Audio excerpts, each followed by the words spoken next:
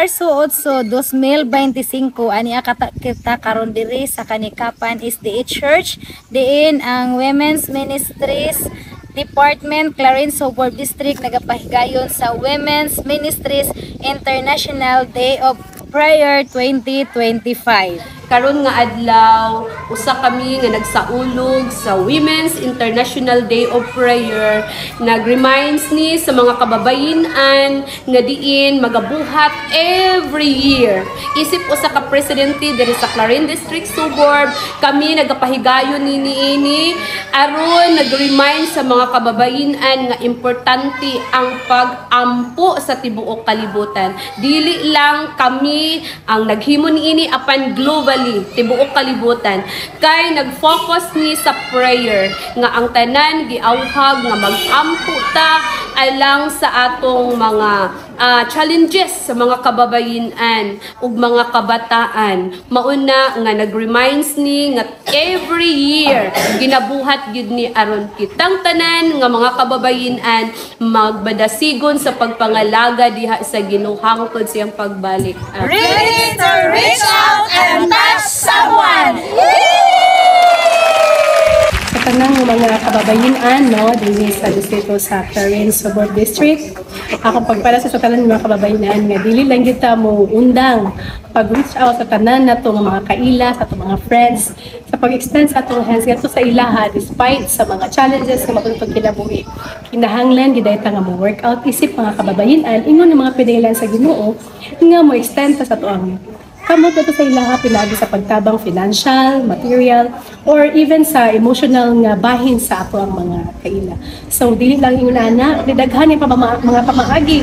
Dili ta makaingon nga babae lang ta kung dili kaya nato ni tanan karon malalaki mababayi equal. So, ang kaya sa lalaki, kaya sa babae. So, kita nga mga kababayan karon mugaw lang kita, ilabi na sa baton sa Ginoo nga women's we will go.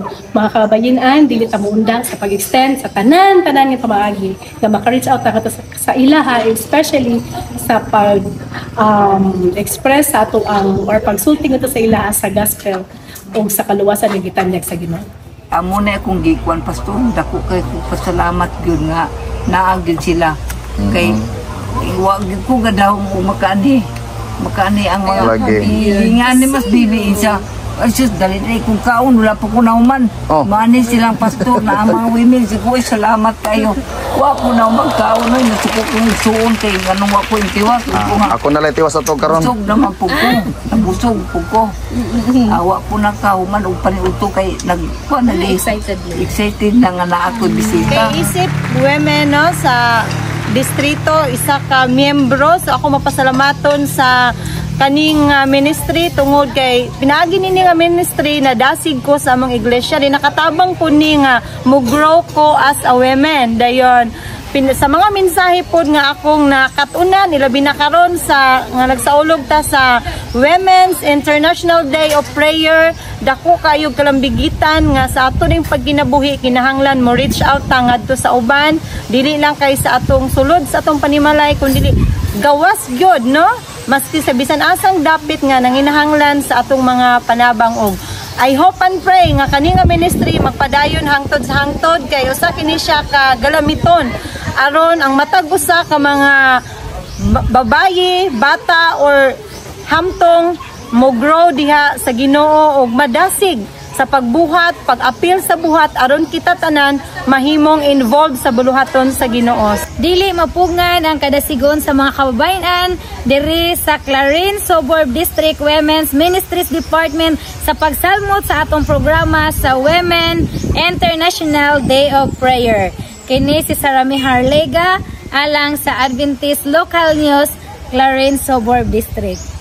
Clarence Suburb District Women's Ministries Department join the